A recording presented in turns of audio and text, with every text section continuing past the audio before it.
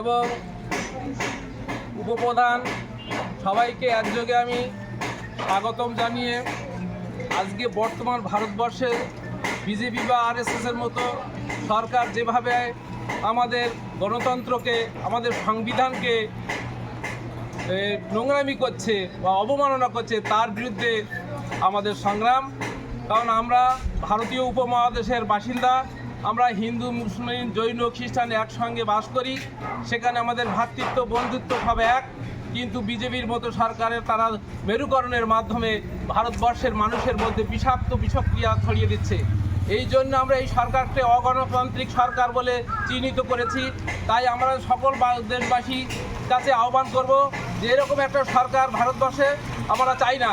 আমরা বন্ধুত্ব, মাতৃত্ব, বন্ধুত্ব, সৌভ্রাতৃত্ব, একে অপরের মধ্যে ভালোবাসা, যেখানে আমাদের জাতপাতের বিভেদ থাকবে না, পোশাকের বিভেদ থাকবে না, একটা ধর্মনিরপেক্ষ শান্তিকামী সরকার, শক্তপোক্ত সরকার, যে সরকার আমাদের জাতীয় আয় বৃদ্ধি করবে, আমাদের মাথাপিছু আয় বৃদ্ধি করবে, সেই রকম সরকারের লক্ষ্যে যেখানে সর্বধর্মের সমন্বয় দেওয়া হবে, গুরুত্ব দেওয়া হবে, মান্যতা দেওয়া হবে, সেই সরকার যেটা মমতা বন্দ্যোপাধ্যায় তার জীবন দিয়ে নন্দীগ্রাম সিঙ্গুর অভিযানের মধ্য দিয়ে যে পশ্চিমবঙ্গের বুকে যে সারা সৃষ্টি করেছে, বা মানুষের মধ্যে যে ভালোবাসার মাধ্যমে কর্ম, শিক্ষা, শিল্প, সংস্কৃতির মাধ্যমে যে একটা সুন্দর বার্তা দিতে চেয়েছে, বিশ্বের মাঝখানে বাংলাকে তুলে ধরার যে স্বপ্ন দেখছেন, সেই স্বপ্নকে পূরণ করার লক্ষ্যে আমরা এগিয়ে যাব। শুধু বাঙালি নয়, পশ্চিমবঙ্গের মানুষ নয়, সারা ভারতবর্ষের মানুষের এই শুভবুদ্ধি, শুভ জাগরণ হওয়া উচিত,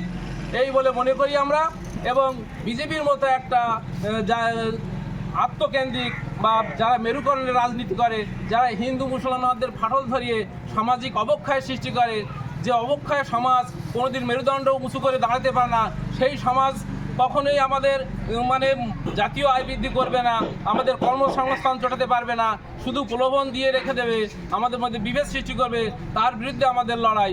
এই বিজেপিকে হটিয়ে আমরা মমতা বন্দ্যোপাধ্যায়ের মমতাময়ী হাত, তিনি যে 70টার মতো প্রকল্প করেছেন, যেমন শিশু সাথী থেকে সমব্যাথী, জন্ম থেকে মৃত্যু পর্যন্ত, তার সঙ্গে মেয়েদের বিশেষ করে লক্ষ্মীর ভাণ্ডার, স্বাস্থ্যসাথী, কৃষক বন্ধু, তারপর বার্ধক্য ভাতা, এই সমস্ত প্রকল্পের মাধ্যমে যে সুন্দর করে ডালি সাজিয়ে উপহার দিচ্ছেন বাংলার মানুষকে, একে আমরা ভুলতে পারবো না।